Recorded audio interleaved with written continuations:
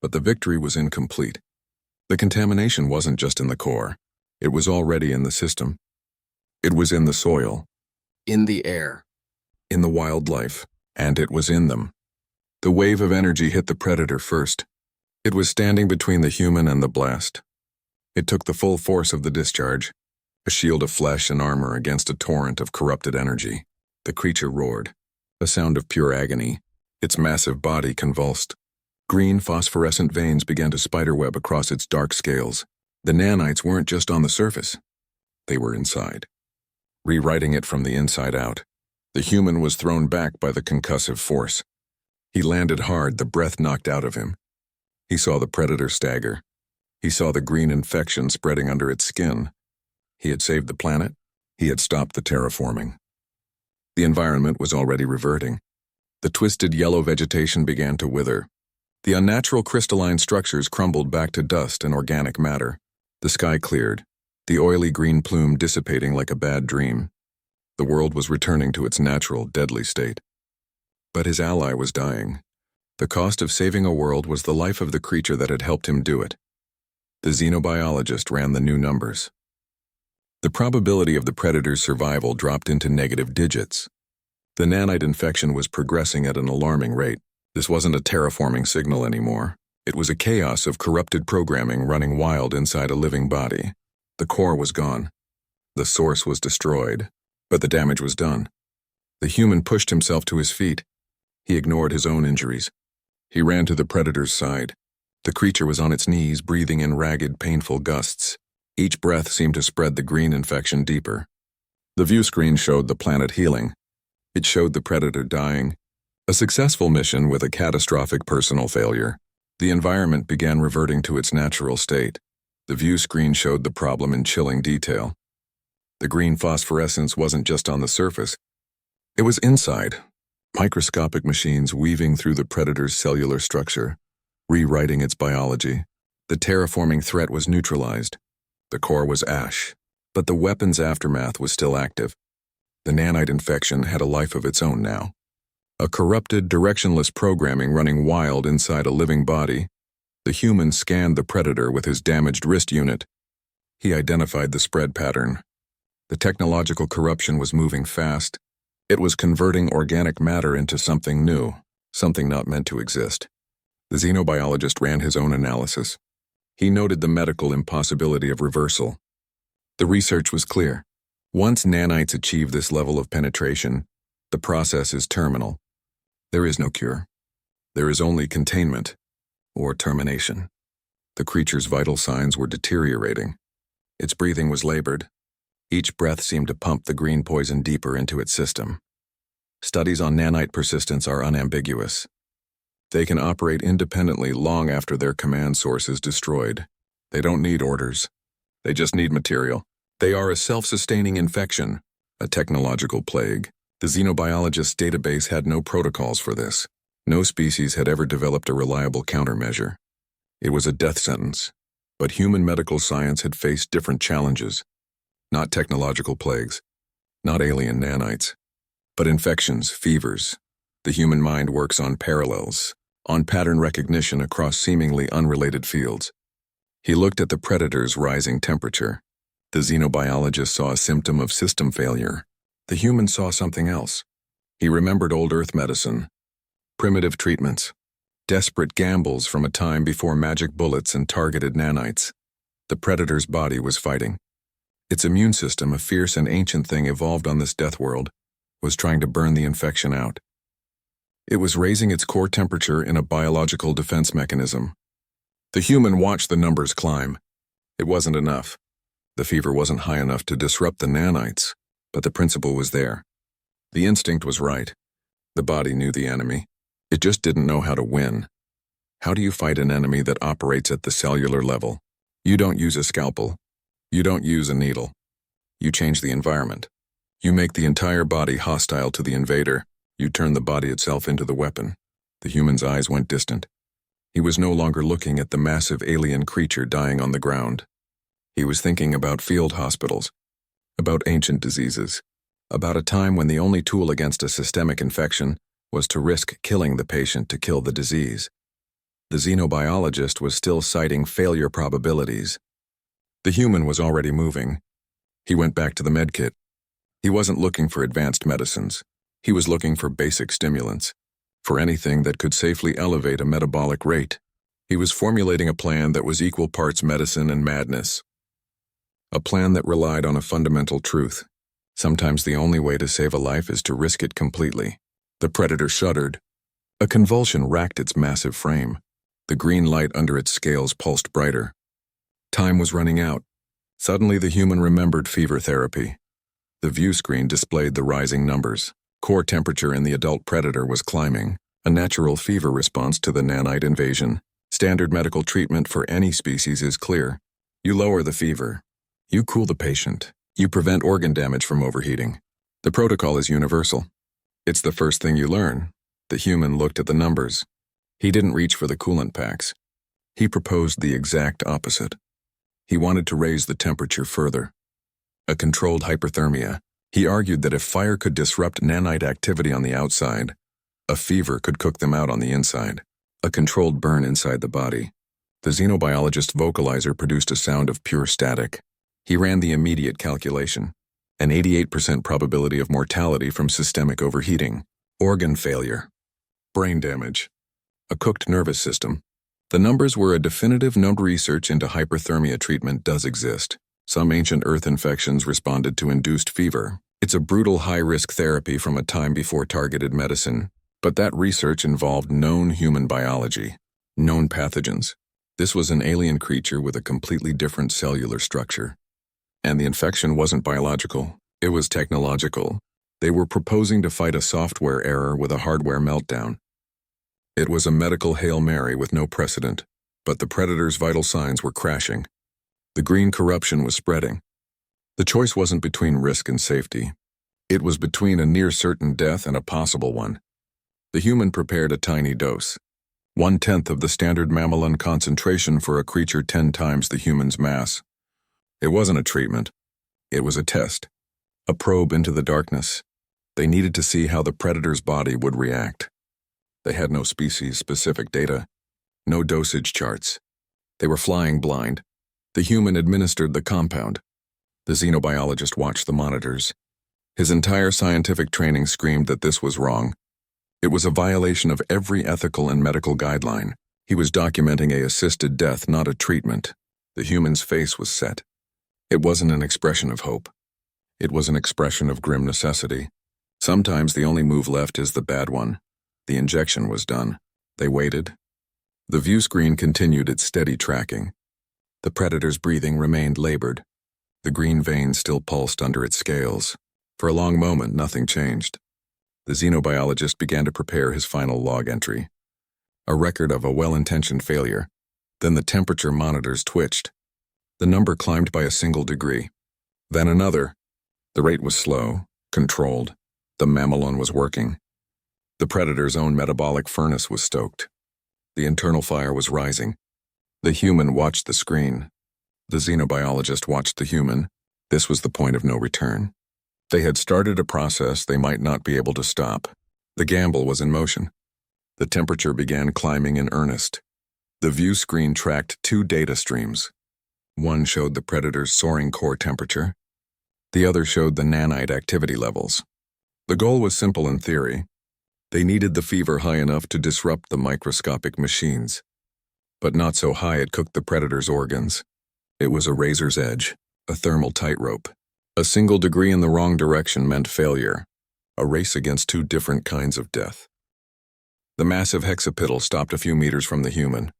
It could have ended him with a single swipe. Instead, it lowered its head. It sniffed the air near the trapped limb of its offspring. It watched the human strain against the impossible weight. For a long moment, nothing moved. Then the predator shifted its stance. It placed its own armored shoulder against a different point on the massive trunk. It added its immense strength to the human's.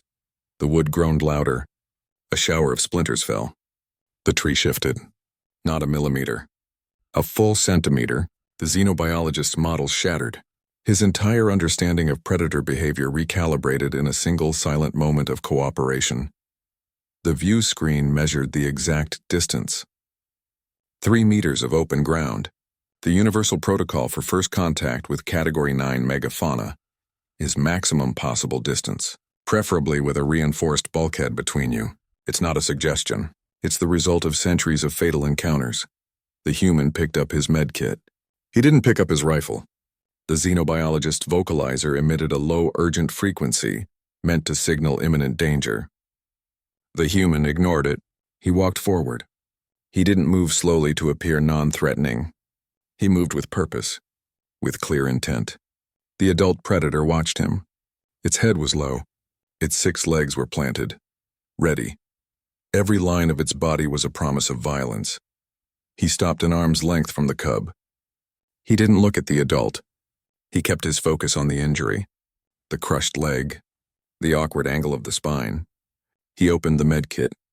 He pulled out alloy struts and polymer binding from his salvage pile. He began assembling a basic field splint. He held it up. He showed the predator what it was. He mimed placing it on his own leg. He demonstrated how it would support, how it would stabilize. The xenobiologist recorded it all. He annotated each movement as a potential fatal trigger. He cited the research. Interspecies trust requires a foundation. Shared language, shared symbols, a common framework for communication. Without it, actions are just noise. Dangerous, ambiguous noise. The chance of a positive outcome was statistically insignificant. He prepared a final log entry, a record of a well-meaning but fatal error in judgment. The adult predator took a single step closer. Its massive head, larger than the human's torso, loomed over the medkit. Acidic drool dripped onto the polymer binding. It sizzled. The human didn't flinch. He held the splint steady. He waited. The predator's nostrils flared. It sniffed the apparatus. It could have torn it to shreds. It could have torn the human to shreds. The xenobiologist's threat assessment algorithm spiked into the red zone. It recommended immediate defensive action.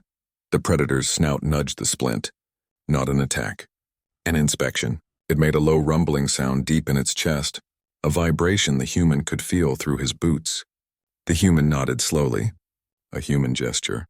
Meaningless to the creature. But the intent behind it, the lack of fear, the offer of help, that transcended language. Humans don't need a shared vocabulary to build a bridge. They build it with action, with demonstrated intent. They show you what they mean instead of telling you. The predator took another step. It was now beside its offspring. It looked from the splint to the cub's injured leg. It lowered its head again and nudged the cub's side. The juvenile let out a soft pained chitter. The human moved. He didn't ask for permission. He didn't wait for a signal. He saw the opening and he took it. He gently placed the splint against the broken leg. The cub tensed. A shiver ran through its body. The adult predator watched. Its claws flexed, digging into the soil. The xenobiologist held his breath. This was the moment. The moment the experiment failed, the cub relaxed. Its leg, now supported by the alloy frame, settled. The pain must have eased. Just enough. It made a different sound. Softer. Lower. The human's hand, which had been holding the splint in place, remained. His fingers rested lightly on the predator's hide, on the armored plating that could slice through flesh. The cub did not pull away. It allowed the contact. The xenobiologist's probability calculations flickered. Then they crashed. His entire database on xenopsychology needed to be rewritten, starting with the definition of impossible. The view screen displayed the problem in cold, clinical detail. The cub's spinal fracture was bad enough, but the scan revealed something worse. A secondary infection? Microscopic machines, nanites, they weren't native. They were actively rewriting the tissue around the break, turning biological matter into something else, something wrong. The xenobiologist's medical database immediately proposed 12 different treatment protocols. All of them required equipment they didn't have. A sterilized surgical bay, a targeted nanite disruptor field, a species-specific bioscanner. They had a crashed ship and a salvaged medkit. The human ignored the list of impossible requirements. He opened the basic Earth trauma kit. He pulled out alloy strips he'd cut from the hull. He took polymer bindings from a shattered storage locker. He started building a brace. Not a cure. A stopgap. A field solution. The xenobiologist's vocalizer buzzed with static. He argued the fundamental point. Cross-species biology made this effort futile. A hexapedal skeletal structure, its nervous system, its cellular regeneration rate, all were alien. An Earth-made splint was a guess. A dangerous guess. The chance of causing more damage was exponentially higher than the chance of success. Galactic medical science is built on precision. On certainty. You don't treat a Calathi fever with human antivirals. You don't set a Vorpian bone with a Rigelian cast. Biology is a language of infinite dialects. Getting it wrong is lethal. The xenobiologists cited the research, the failure rates, the catastrophic allergic reactions. The studies were clear. Intervention without proper data is malpractice. But the human kept working. He measured the cub's spine with his hands. He shaped the alloy with a plasma cutter. He didn't have a blueprint. He had instinct. Human medicine didn't evolve in clean laboratories with perfect information. It evolved in mud and blood and battlefield tents. It was built on improvisation, on making do, on the stubborn belief that trying something was better than watching someone die. It was a brutal, pragmatic science born from limited resources and unlimited need. The adult predator watched. Its massive head was still. Its acid-dripping jaws were closed. It observed the human's hands as they worked. The application of the polymer. The careful tightening of the bindings. It didn't understand the technology. It couldn't comprehend the medical theory. But it understood action. It understood focused effort. It understood that this strange, fragile creature was not a threat to its offspring. It was attempting to be a solution. The xenobiologist fell silent. His arguments were logical. His data was sound. But they were being answered not with words but with action. The human's calm, deliberate movements were a language the predator seemed to understand better than any scientific dissertation. He finished the brace. It was crude. It was a patchwork of salvage tech and basic first aid. It wouldn't stop the nanites, but it stabilized the fracture. It gave the cub's body a fighting chance. The human sat back on his heels. He wiped sweat from his forehead with the back of his hand. The predator leaned forward. It sniffed the apparatus now locked around its offspring's spine. It made that low rumbling sound again. Not a growl. Something else. Then the view screen flashed a new alert. A Priority 1 environmental reading. Not from the ravine. From the horizon. A plume of unnatural green energy, thick and hazy, was rising into the sky miles away. It wasn't fire. It wasn't weather. It was something manufactured. Something deliberate. And it was spreading. The view screen picked up the energy spike a moment before the sound hit them. A distant, deep-throated impact that shuddered through the ground. Standard meteor event. This planet's high orbital traffic of debris makes such strikes common. Unremarkable. The xenobiologist's initial scan confirmed it. Kinetic energy signature. Heat bloom. Standard profile. Then the readings changed. The human approached the predator. He didn't speak. He pointed at the glowing core. He pointed at the timer on his wrist. He held up 7 fingers. He made a slashing motion with his hand. A cutoff, an end. He pointed at himself. Then at the core again. He mimed running. He looked at the predator. He waited. The massive creature watched the human's hands. It watched the pulsing light of the energy field. Its head tilted. Its multifaceted eyes seemed to track the rhythm. The pulse, the gap. The pulse, the gap. It was a creature of this world. A world of cycles and patterns. Of predator and prey moving to the rhythm of the sun and the hunt. This was just another rhythm. A deadly one, but a pattern nonetheless. The predator lowered its body. Its muscles coiled like pressurized cable. It positioned itself beside the human. A living launch platform. It was ready for the sprint. It understood the timing. It accepted the mad, desperate plan. The countdown on the human's wrist unit ticked toward 0. The energy lattice pulsed. The gap was coming. The xenobiologist watched, his own weapon raised to provide what little covering fire he could. He had calculated the odds. He had documented the near-certain failure. But he was no longer a scientist observing an experiment. He was a participant in a gamble that defied all his data. The final seconds bled away. The air hummed with lethal energy. The predator's claws dug into the contaminated soil. Its entire body was a spring, wound tight and waiting for the release.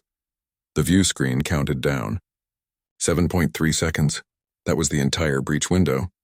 A human needed to cover 30 meters of hostile terrain in that time. It was a physical impossibility. Even an augmented sprint would fall short by a critical margin. The terrain wasn't a flat track.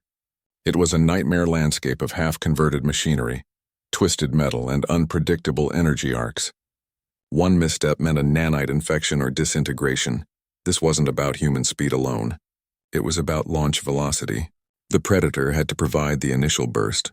It had to propel the human forward with enough force to overcome that impossible distance. It had to happen at the exact moment the gap appeared in the energy lattice. Not a fraction of a second early, not a fraction of a second late. The timing was everything. They had one attempt. The defensive system was adaptive. It would learn from the attempt. It would recalculate. It would close the flaw. This was their only shot. The xenobiologist provided covering fire. His pulse rifle was a distraction tool against the scale of the threat. He targeted emerging nanite tendrils, the system's automated defensive response. Each shot was a calculated risk. He wasn't trying to destroy the defenses. He was trying to draw their attention, to create a split-second diversion, to make the path just a little bit clearer. It was a hopeless gesture given the overwhelming power arrayed against them, but it was the only move he had. Standard velocity calculations are complex. They have to account for mass, initial impulse, friction, terrain resistance, and gravitational variance. The research is clear. You need precise data. You need calibrated instruments. The human had none of that. He was betting his life on a gut-feeling estimate of an alien predator's explosive power. He was trusting an animal to understand the concept of a countdown. Human-predator teamwork wasn't just untested. It was a category error, a contradiction in terms. They were operating entirely outside any known tactical doctrine. The countdown on his wrist unit hit 0. The energy lattice flickered. The gap opened. A tunnel of clear space through the writhing, lethal light. The human didn't signal. He just braced. The Predator didn't need a signal. It felt the shift in the energy. It saw the opening. Its muscles contracted. It was a living engine of coiled fury and instinct. It launched. The force was immense. It wasn't a gentle push. It was a violent, world-shoving acceleration that slammed the human forward. The ground blurred. The shriek of the wind mixed with the scream of energy tendrils pulsing mere meters to either side. The human's focus was absolute. He didn't look at the danger. He looked at the core. He became a projectile. A living missile fired from the most unlikely of weapons. The xenobiologist's covering fire became sporadic. He could only watch. The math was done. The equation was in motion. There was no more calculation. Only consequence. The gap began to close. The energy walls shuddered inward. The window was ending. The human was almost there. The final meters were a race against the collapsing light. Then he was through. The Predator's momentum spent. It landed hard, claws digging furrows into the contaminated ground. The energy lattice sealed shut behind them with a deafening snap of power. They were inside the perimeter. The core pulsed ahead of them. The 7.3-second window had closed. They had crossed the threshold. The real fight was just beginning. The view screen showed a scene that defied all conventional military doctrine. The human wasn't just riding the Predator. He was part of its motion. They moved as a single unit through a storm of lethal energy arcs. Advanced technology is supposed to crush primitive resistance. Its sheer scale and power should have overwhelmed them in seconds. That's how it always works. Superior tech wins. This was different. This was turning the planet's own apex predator into a living weapon against the invaders. The human didn't have a control interface. He didn't have reins. He communicated through pressure from his knees, through shifts in his weight, through a low, steady voice giving simple directional commands: left, right, faster. The Predator responded. It wasn't obedience. It was coordination, a partnership forged in shared desperation. The xenobiologist provided covering fire from a precarious vantage point. His pulse rifle shots were tiny sparks against the massive defensive systems. He wasn't aiming to destroy. He was aiming to distract, to draw the attention of the half-converted wildlife that now shambled toward them, twisted by the nanites. The research on asymmetric warfare is extensive. It shows how weaker forces can defeat superior ones. You avoid direct engagement. You target supply lines. You exploit intelligence gaps. You use the environment. But this was something new. This wasn't just using the environment. This was using the environment's most dangerous inhabitant as a primary assault vehicle. This was warfare redefined through a partnership that shouldn't exist. an interspecies cooperation that broke every rule of xenopsychology. They closed the final distance to the core. The air shimmered with intense heat. The central processor was a pulsating mass of light and energy, protected by its own radiating fury. The human released his grip on the Predator's armored plates. He swung the makeshift flamethrower from his back. It was a cobbled-together monstrosity of fuel tanks and an igniter. It shouldn't have worked. It was a primitive tool against a technological god. He ignited it. A jet of raw flame roared to life, a hungry tongue of orange and blue against the unnatural green glow. This was the core of the plan. The research was clear on one thing. Fire disrupts nanite activity. Intense heat breaks down their molecular bonds. It was a fundamental weakness in an otherwise overwhelmingly advanced system. The human didn't aim for the peripheral defenses. He aimed the stream of fire directly at the heart of the pulsing core. The reaction was immediate and violent. The energy lattice flickered erratically. The light stuttered. The ground beneath them shuddered. The Predator didn't retreat from the flame. It held its ground, a low growl rumbling in its chest, its body shielding the human from the backlash of heat and sparks. It understood the target. It accepted the tool. The flamethrower wasn't a human weapon anymore. It was their weapon. The core's surface began to blacken and crack under the sustained assault. The pristine energy patterns fractured. The smooth pulse became a ragged, unstable beat. The system was breaking. The impossible plan was working. Then the core began to rupture. The view screen went white for a full second. A massive energy release, a final lethal shriek from the core as it came apart. The theory was simple. Destroy the central processor. Stop the signal. The terraforming process should collapse. The contamination should cease. It was a clean, logical solution on paper. Reality was a lot messier. The energy discharge wasn't contained. It blasted outward in a wave of raw power and corrupted data. It contaminated everything in a 50-meter radius.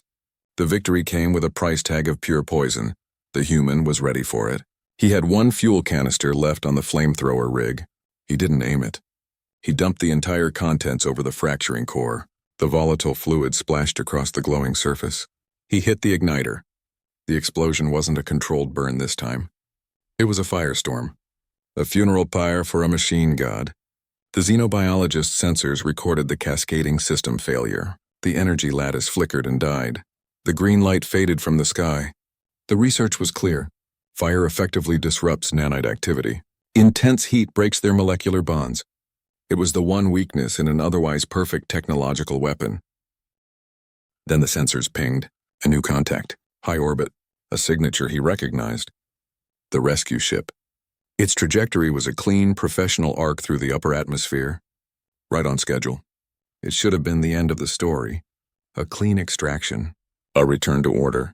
He looked from the screen to the human, who was still focused on the Predators, and then to the Predators themselves, who were still fighting their internal war. The rescue ship was arriving. But the mission wasn't over. The view screen showed the three of them. Human, xenobiologist, and Predators, a tableau that should have been impossible. They should have been predator and prey, a simple, brutal food chain written into their very DNA. That was the natural order. That was the clean, predictable outcome. The xenobiologist's initial mission parameters were based on that certainty. Document the human's fatal errors. Record the inevitable conclusion. They had become partners. Architects of a planetary salvation, the human had redefined the possible through a sheer refusal to accept any other outcome. He didn't have better technology. He didn't have superior strength. He had a different operating system, one that treated impossibility as a temporary condition. The xenobiologist had been a witness to his own science being rewritten in front of him. Every axiom of xenopsychology, every protocol for first contact, every survival guideline, they were all obsolete. The evidence was sitting right there, breathing slowly, its head resting on its foreclaws. Research confirms that crisis often creates unlikely alliances. Desperate situations force cooperation. But this was different. This was an alliance that crossed biological imperative boundaries. This wasn't two stranded pilots working together. This was a human and a creature that could dissolve him with its stomach acid, choosing to stand side by side. They weren't just cooperating for mutual benefit. They had developed a bond, a shared understanding forged in fire and nanites. The research had no category for that. As the deep thrum of the rescue ship's engines grew louder in the atmosphere, the adult predator shifted its position. It didn't look toward the sound with curiosity or fear. It moved its massive body between the human and the direction of the incoming ship. Its posture wasn't aggressive. It was protective, a living barrier. It was guarding him. The creature's instincts, honed over millennia to identify and neutralize threats, had been recalibrated. The human was not a threat. The human was under its protection. The rescue team was an unknown variable, a potential danger. The predator would be the first thing they saw. A clear, unambiguous message. How does basic Earth medicine become the bridge between hostile alien species? It doesn't start with a miracle drug. It starts with a choice. The choice to see a wounded creature instead of a deadly one. The choice to use a splint instead of a bullet. It's a language that needs no translator. Action. Demonstration. The human didn't heal the predator with advanced science. He stabilized it with scavenged metal and polymer. He showed it compassion through action. That action built a sliver of trust. That trust allowed for the fever treatment. That treatment saved its life. The medicine was just the tool. The bridge was built long before that, with a decision to help when every rule said to run. Then the human made his final decision. He looked from the descending rescue ship to the predators. The adult was still standing guard. The cub was still sleeping fitfully against its side. They were stable, but they weren't safe, not yet. The human's face set into that familiar stubborn line. The one that said he was about to ignore another protocol. The rescue was here. The mission was technically over. But his job wasn't done. He turned his back on the ship. He walked back to the predators. He sat down beside the cub and began checking its vital signs again. The decision was made. He wasn't leaving. The view screen tracked the rescue ship's descent, a clean, professional arc through the clearing atmosphere. Standard procedure was flashing on the screen in urgent red text. Immediate evacuation. Board the shuttle. Leave the environment. The mission is complete. The rules were clear. You don't linger on a Category 9 death world. You extract. You debrief. You survive. The human looked at the text. Then he looked at the predators. The adult was still guarding him. The cub was still breathing in shallow, steady rhythms beside its parent. They were stable. They weren't healed. He shook his head. A simple, definitive gesture. He wasn't leaving. He refused the order. He argued the point. Not with the rescue team. With the protocol itself. He said they owed their allies a complete recovery. They had fought together. They had saved a world together. You don't abandon your allies. You see it through. The xenobiologist noted the regulation violation in his log. The breach was significant.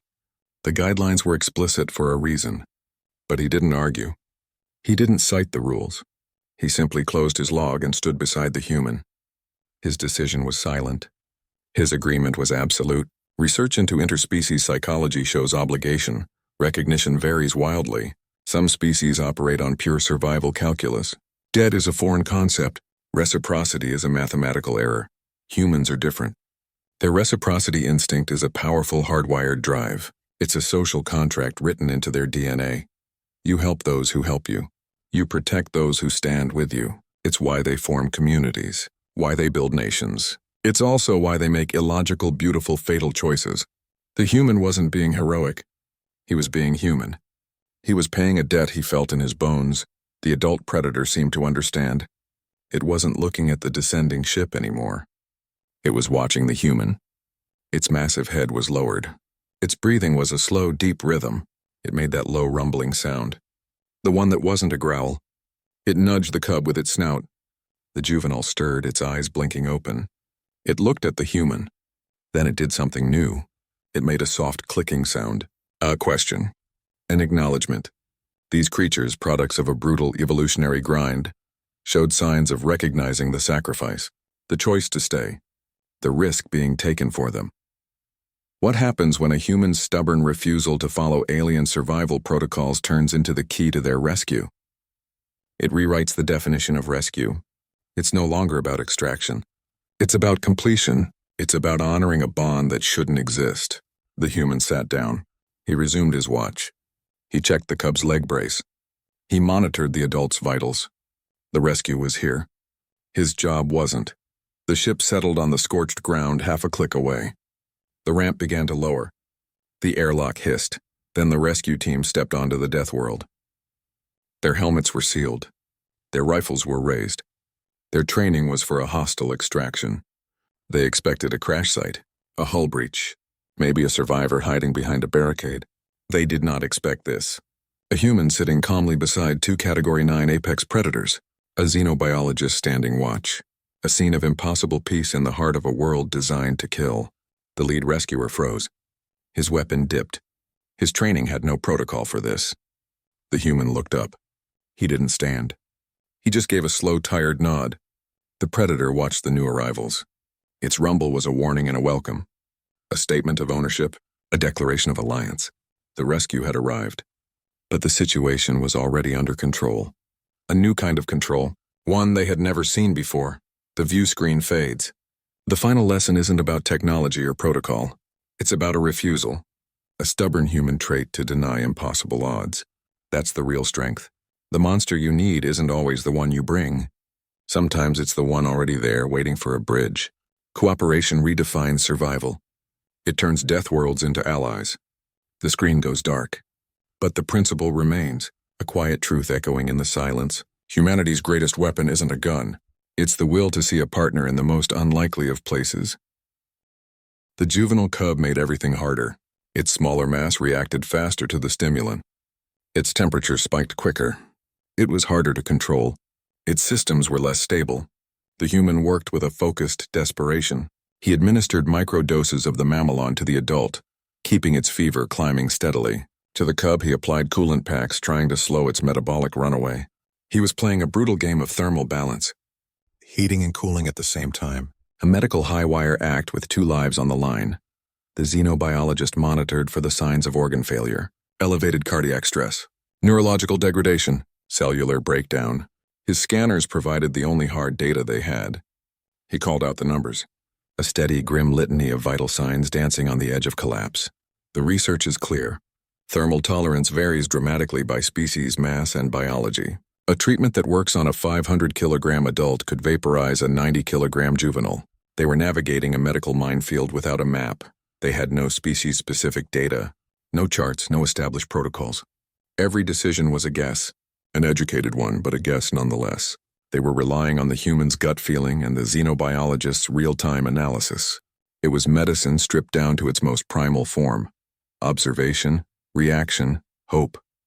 The adult predator's temperature hit the first critical threshold. The xenobiologist's voice tightened. He reported the first signs of neurological stress. The creature's breathing became erratic. Its muscles twitched. The human didn't stop. He judged the risk. He let the temperature climb another half a degree. The nanite activity was still high. They needed more heat. This was the crux of the gamble. How much could the body take? The predator was a creature of a death world. Its biology was tougher than any human's. Its cells could likely withstand more. But more was not a number. It was a faith. The adult's temperature climbed into a range that would have killed a human 3 times over. The green veins under its scales pulsed brighter. Was it the nanites fighting back? Or were they dying? There was no way to know. The human's hand hovered over the coolant packs. One wrong move. Suddenly, the second data stream on the view screen twitched. The nanite activity graph didn't just plateau. It dropped. A sudden sharp decline. The high temperature wasn't just stressing the predator's body. It was frying the microscopic machines. Their corrupted programming was breaking down in the heat. The fever was working. The human let out a breath he didn't realize he'd been holding. The xenobiologist's recitation of failing systems stopped. He just stared at the screen. The numbers were real. The impossible was happening. The race wasn't over. But for the first time they were winning. The view screen showed the vitals holding steady. The dangerous peaks and crashes had leveled out into a stable, rhythmic pulse. The fever had broken. The nanite activity had flatlined. Both predators were breathing deeply. Normally. The juvenile was curled against its parent's side. The crisis was over. Human stubbornness. Officially, it's a character flaw on the Galactic Psychological Index, a mark against species evaluation. An inefficient refusal to accept logical outcomes. It's the reason humans get red flags on team assignments. They don't know when to quit. They fight lost causes. They waste resources. The xenobiologist's initial reports were filled with notes on this trait. Observations of an illogical, resource-draining psychological quirk. That same flaw just saved an entire planetary ecosystem. It refused to accept the crash protocol. It refused to accept the predator as just a threat. It refused to accept the terraforming core as invincible. It refused to accept the nanite infection as terminal. At every single point where logic said stop, the human pushed forward. He treated impossible scenarios as puzzles waiting for a solution. He operated on a different frequency. The xenobiologist began a new file.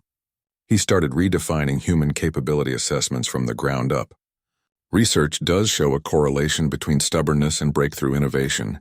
The refusal to accept limits is what drives invention. But this was something else. This was stubbornness applied beyond technology, beyond human boundaries. This was stubbornness as a bridge, a tool for building trust across a biological chasm that should have been uncrossable. It wasn't just about overcoming obstacles.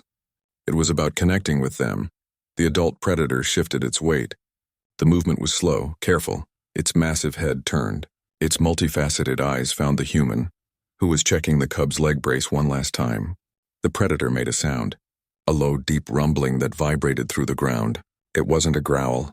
It wasn't a threat. It was a sound of pure, uncomplicated gratitude, an acknowledgement, a bond forged in fire and fever. What does it cost when a human survival trait transforms into an interspecies bridge? It costs certainty. It costs a clean, predictable universe. It replaces cold logic with messy, complicated connection. It turns a death world into a place where alliances are possible. The price is the comfort of knowing how things are supposed to work. The reward is discovering how they actually can. Then the first natural sunrise in days broke through the clearing atmosphere. The light was sharp and clean, cutting through the lingering haze of smoke and energy discharge. It wasn't the green, poisoned glow of the terraformer. It was the planet's own harsh, honest light. It illuminated the shattered core, the scorched ground, and the three of them, human, xenobiologist, and predators, sitting together in a silence that was no longer about survival, but about something entirely new. The view screen displayed the predators, but the data wasn't clean.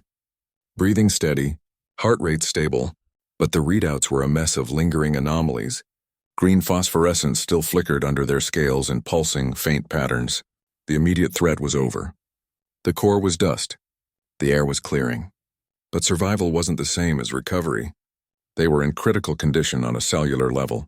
The human didn't relax. He maintained his watch. He adjusted coolant packs. He monitored vitals on his wrist unit.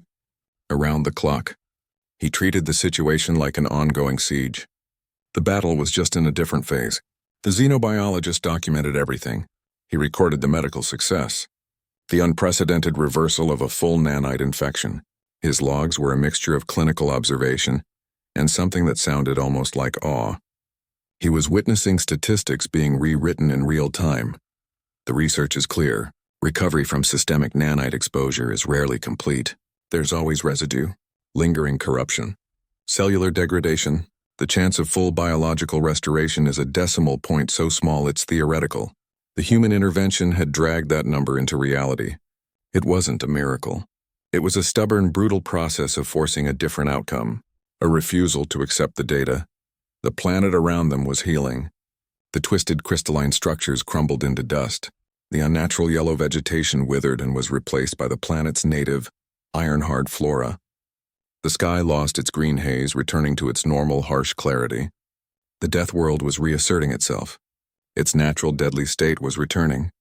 But its apex predators were lying wounded, their bodies a battleground of a war that was technically over. The ecosystem's balance was fragile, precarious. How does a mind built on rigid scientific protocol process this? The xenobiologist's entire worldview was structured on predictability, cause and effect, quantifiable outcomes. The human had introduced a variable his models couldn't contain: stubbornness, a will that acted like a physical force, bending probability. He watched the human work. There was no celebration, no victory lap, just the steady, focused application of effort. The job wasn't done until it was done. This was the final, quiet stage of the impossible, the part that required just as much focus as the explosion, but none of the glory. The xenobiologist began a new file. Not a log entry, a personal memorandum, He started to deconstruct his own foundational principles. He questioned the very definition of impossible. He had seen a human turn a flaw into a tool, turn an enemy into an ally, fight a technological plague with fire and fever. He wasn't just documenting a rescue. He was documenting the collapse of his own certainty. The universe was messier and more wonderful than his science had ever allowed. The view screen showed a Category 9 death world where atmosphere dissolves lungs and every native species wants you dead. Stranded with only 20 days of air, a human xenobiologist did something protocol said was impossible. He made friends with the apex predator. What happens next rewrites everything we know about survival in hostile environments. The view screen blinked crimson, atmospheric integrity dropping below 17%. Standard procedure was clear. Seal all hatches. Conserve power. Wait for rescue. Every species in the Galactic Registry follows that protocol. It's how you survive a crash on a death world. The human did none of that. Instead of reinforcing the breached hull section, he started ripping panels from the wreckage. He wasn't building a barricade. He was building weapons. Pulse rifles, sonic grenades, anything that could fire or explode. The alien xenobiologist watched, recording each violation. In his log, he marked it as a catastrophic error, a failure of basic survival instinct. Conventional wisdom says you don't draw attention on a hostile planet. You hide, you stay quiet. You become invisible. That protocol exists because death worlds don't offer second chances. But human psychology doesn't work like that. Their risk assessment isn't about minimizing danger. It's about controlling it. They'd rather face a threat on their terms than wait for it to find them. The first pulse rifle charge echoed through the crumpled fuselage. A sharp ozone-heavy crack that ripped through the silence. The xenobiologist flinched. The human just chambered another round. He wasn't panicking. He wasn't reckless. He was preparing. Like he knew something was coming. And something was. Beyond the shattered viewport, something moved. Not the wind. Not the acidic rain. Something alive. Something that recognized sound. Something that recognized prey. The human stood still, rifle raised, eyes fixed on the shifting shadows outside. The xenobiologist's sensors picked up the first biosignature, then another, and another hexapedal predators, six-legged armored with triple-row teeth designed to tear through starship plating. They're why this planet is classified Category 9. You don't fight them. You don't engage them. You certainly don't attract them. But the human had. And now they were coming. The view screen lit up with proximity alerts. Atmospheric collapse warnings faded into the background. The real threat wasn't the air running out. It was what was already breathing it. The human adjusted his grip on the rifle. The xenobiologist began calculating survival probabilities, all of them dismal. But the human didn't look at the numbers. He looked at the door. He looked at the weapons laid out around him. And he smiled. Not a smile of madness. A smile of focus. A smile that said he'd been waiting for this. Then the first claw scraped against the outer hull. The view screen identified them clearly now. Hexapedal predators, 6 legs, triple row dentition. Scanners showed stomach acid capable of dissolving duralloy plating. The standard response is immediate retreat. Seal all hatches. Maintain maximum fortification. Every known sapient species in the galactic database would have done exactly that. The protocol isn't a suggestion. It's the difference between a slim chance and none at all. The human handed the xenobiologist a pulse rifle. Then he walked to the breached section of the hull and took first watch. He didn't barricade the opening. He stood before it. The xenobiologist ran the calculations, a 97.3% probability of a fatal engagement. He began logging the human's actions as a catastrophic violation of survival protocol. He noted the irrational behavior, the almost certain outcome, the waste. Most species have 2 hardwired responses to a direct threat, fight or flight. You either run or you attack. It's basic evolutionary psychology. The human exhibited a third response, a dangerous pause, a moment of pure, almost clinical assessment. He watched the lead predator approach. He watched its muscles coil. He watched acid drip from its jaws and sizzle on the metal deck. He wasn't panicking. He was studying. The xenobiologist raised his rifle. The human shook his head. He set his own weapon down. He picked up a stun baton instead, a non-lethal tool against a creature that could shred him in seconds.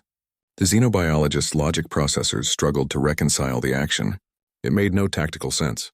It was suicide with extra steps. The first predator lunged, not a shurtan xing tancha, but a full-speed charge meant to overwhelm. The human didn't fire the rifle. He sidestepped and brought the stun baton down on the creature's armored flank. The hum of high-voltage electricity filled the air. The smell of ozone and scorched chitin. The charge should have been useless. Hexapidal hide is a natural insulator. It's why energy weapons are listed as ineffective in the planetary guide. But the creature shuddered. Not from the electricity, from the impact, from the shock of being struck by something that didn't run. The human hadn't tried to stun it. He'd used the baton like a club. A distraction. A message, the xenobiologist recalculated. The probability of fatality dropped to 89.1%. Illogical. The variables hadn't changed. The human was still outmatched. The predators still outnumbered them. Yet the numbers shifted. Because the human's actions introduced a new variable the xenobiologist's models couldn't quantify. Unpredictable behavior. The lead predator didn't lunge again. It stopped its advance. It tilted its massive head. The other predators, which had been flanking, also held position. The human stood his ground, stun baton crackling. He wasn't posturing. He wasn't threatening. He was just present. A puzzle the predators had never encountered. Prey that didn't act like prey. The xenobiologist lowered his rifle slightly. His entire scientific framework, built on predictable cause and effect on quantifiable threat response, began to fracture at the edges. He was watching the impossible, and the impossible was working.